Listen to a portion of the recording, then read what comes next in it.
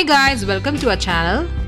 നമ്മൾ ഇന്നത്തെ വീഡിയോയിൽ കാണാൻ പോകുന്നത് ഇതുപോലെ വാഷിംഗ് പൗഡറിൻ്റെ ബോക്സ് വെച്ചിട്ട് നമുക്ക് എങ്ങനെ കിച്ചണിലേക്ക് ഒരു ഓർഗനൈസർ ഉണ്ടാക്കുക എന്നുള്ളതാണ്. കുറച്ച് കട്ടിയുള്ള ബോക്സ് ആണെങ്കിൽ കുറച്ച് കൂടെ നല്ലതായിരിക്കും. Anyway, let's go to the video.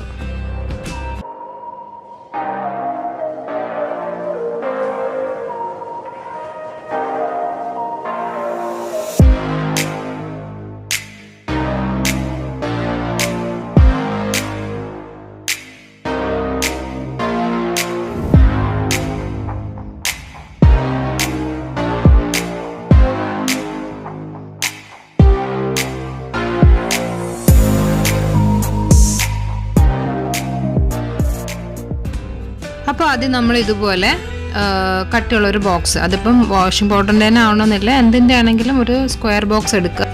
ഇപ്പോൾ ഇത് ഞാൻ സ്പൈസ് ബോട്ടിൽസ് ഒക്കെ വെക്കാൻ വേണ്ടിയിട്ടുള്ള ഒരു റാക്ക് ഉണ്ടാക്കാനാണ് നോക്കുന്നത്. അപ്പോൾ അതിൻ്റെ ഒരു ഹൈറ്റ് നോക്കിയിട്ട് അതിനനുസരിച്ച് നമ്മൾ ഈ ബോക്സിൽ മെഷർ ചെയ്യുക. അത് സ്കെയിൽ വെച്ചിട്ട് മെഷർ ചെയ്ത് അത് നമ്മൾ ഇങ്ങനെ വരച്ചെടുക്കുക. ഞാൻ ഇപ്പോൾ ഇതിൽ ഓൾറെഡി ഞാനിതിപ്പോൾ വരച്ച് വെച്ചിട്ടുണ്ട്, നിങ്ങൾക്ക് കാണാൻ പറ്റും മേലും താഴെയും. അപ്പോൾ ഇത് നമുക്ക് 3 പാർട്ടായിട്ട് കട്ട് ചെയ്തെടുക്കാം.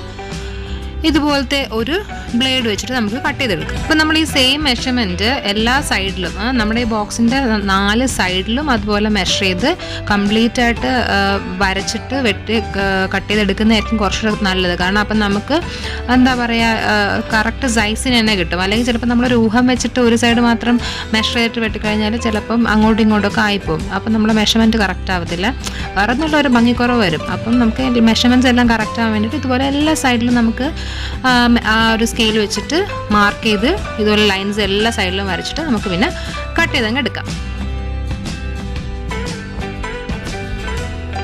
അപ്പോൾ ദേ ഇവിടെ നമുക്ക് 3 പീസ് കിട്ടിയിട്ടുണ്ട്. ഇതാ ഏറ്റവും മേളിലത്തെ പാർട്ട്, നമ്മൾ മേളിൽ തുറക്കുന്ന പാർട്ടാണ്. അപ്പം അത് നമുക്കൊന്ന് ഒട്ടിച്ചെടുക്കേണ്ടി വരും. പിന്നെ താഴത്തെ പാർട്ടും പിന്നെ ഇത് നടുക്കത്തെ പീസുമാണ്. അപ്പോൾ നടുക്കത്തെ പാർട്ട് നമുക്ക് കുറച്ചും കൂടെ കറക്റ്റ് മെഷർമെൻറ്റ് നോക്കിയിട്ട് കട്ട് ചെയ്തെടുക്കണം. ഇതാ ഏറ്റവും താഴത്തെ പാർട്ടാണ്. അപ്പോൾ അതിൽ നമ്മളൊന്നും ചെയ്യേണ്ട, അത് കാരണം താഴത്തെ കണ്ട് ഫുള്ളി കവേർഡാണ്. ഇതാ ഏറ്റവും മുകളിലത്തെയാണ് നമ്മൾ തുറക്കുന്ന പാർട്ട്. അപ്പം അതിന് നമ്മൾ എന്തെങ്കിലും വെച്ച് ഒട്ടിച്ച് അതിന് കറക്റ്റാക്കി എടുക്കണം. ഇതാ നടുക്കത്തെ പാർട്ട്. ഇപ്പോൾ ഞാൻ മറ്റേ മേളത്തിൻ്റെ താഴത്തിൻ്റെ മെഷർമെൻറ്റ് നോക്കി കട്ട് ചെയ്തതാണ്. ഇത് ബാക്കി വന്ന കാർഡ്ബോർഡിൽ നിന്ന് ബാക്കി വന്ന പീസസ് ആണ്. ഇതെല്ലാം കൂടെ നമുക്ക് ഈ നടുക്കത്തെ പാർട്ടിന് ഒരു അടിയിലൊരു കവറിങ് ഉണ്ടാക്കണ്ടേ. അപ്പോൾ ഇപ്പോൾ ഞാൻ ഹോട്ട് ഗ്ലൂ ഗൺ ഉപയോഗിച്ചിട്ട് എന്താ പറയുക, കവറാവാത്ത പാട്ടെല്ലാം ഇതുപോലെ കവർ ചെയ്തെടുക്കുവാണ്. അപ്പോൾ ഇത് ഫൈനലി നമുക്ക് നമ്മുടെ 3 ബോക്സും ഇവിടെ കറക്റ്റായിട്ട് കിട്ടിയിട്ടുണ്ട്. കണ്ടോ, ഞാൻ ഇതെല്ലാം ഒട്ടിച്ചെടുത്തിട്ടുണ്ട്.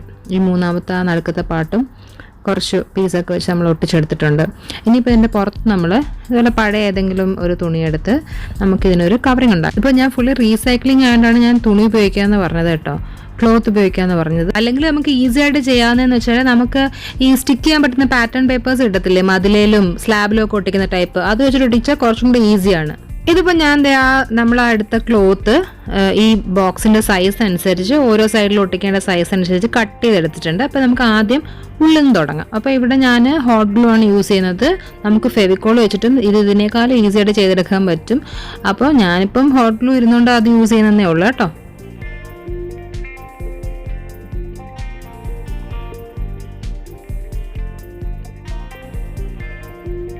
ഹോട്ട് ഗ്ലൂ അല്ലെങ്കിൽ ഫെവിക്കോൾ യൂസ് ചെയ്ത് നമുക്ക് ഇതുപോലെ ഇത് അകത്ത് തന്നെ നമ്മൾ കറക്റ്റ് മെഷർമെൻറ്റിൽ കട്ട് ചെയ്തെടുത്തുകൊണ്ട് നമുക്കത് അങ്ങ് ഒട്ടിച്ചു കൊടുത്താൽ മതി. അപ്പോൾ അകത്ത് നന്നായിട്ട് ഒട്ടിയിട്ടുണ്ട്. ഇനി നമുക്ക് ഉള്ളിലും ബാക്കിലും സൈഡിലും ഒക്കെ ഉള്ളതും കൂടെ ഒട്ടിച്ചെടുക്കാം.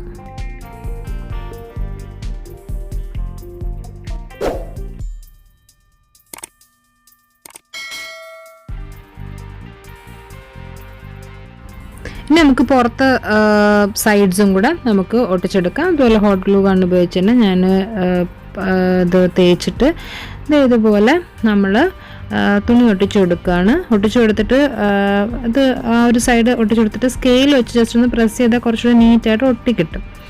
ഓക്കെ, നമ്മൾ ഈ പീസ് കട്ട് ചെയ്യുമ്പോഴത്തേക്കും മേളിലും താഴെയും കുറച്ച് എക്സ്ട്രാ വരുന്ന രീതിക്കാണ് കട്ട് ചെയ്തെടുത്തേക്കുന്നത് കേട്ടോ.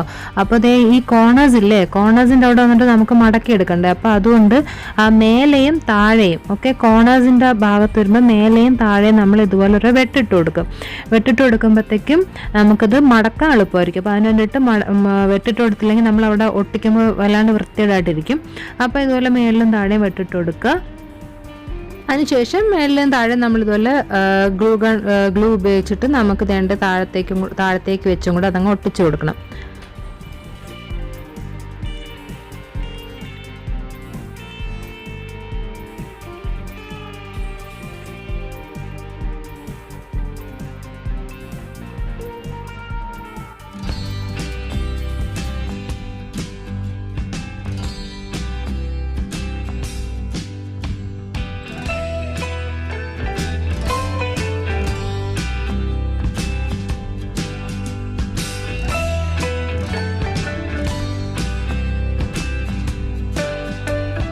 അങ്ങനെ നമ്മൾ എല്ലാ സൈഡും അതുപോലെ ഒട്ടിച്ചെടുക്കണം.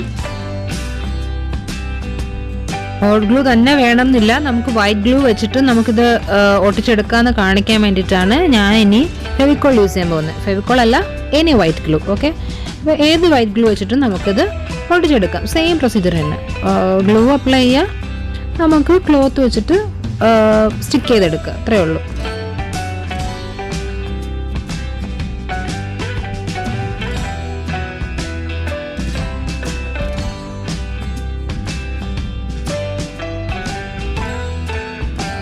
അതിൻ്റെ എൻഡ് പാർട്ട് ഒട്ടിക്കുമ്പോൾ മാത്രം ഇതുപോലെ ഒന്ന് മടക്കി വെച്ചിട്ട് ഒട്ടിക്കാൻ നോക്കുക. അപ്പോൾ അതിൻ്റെ ആ ഒരു അൺഈവൻ അല്ലാത്ത പ്ലേസ് പുറത്ത് വരില്ലല്ലോ.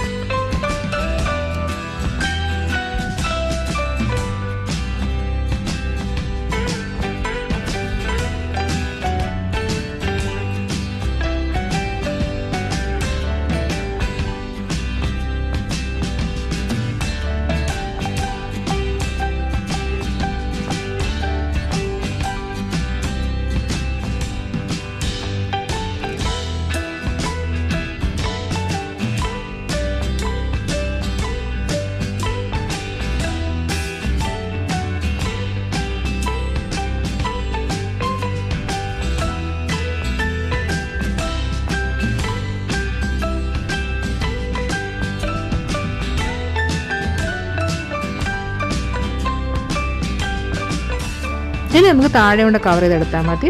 അവസാനത്തെ ഒരു പീസ് വെച്ച് നമ്മൾ താഴെയും കവർ ചെയ്തെടുത്തിട്ട് അപ്പോൾ നമ്മൾ ആ 3 പീസ് റെഡി ആയിട്ടുണ്ട് കേട്ടോ. ഇവിടെ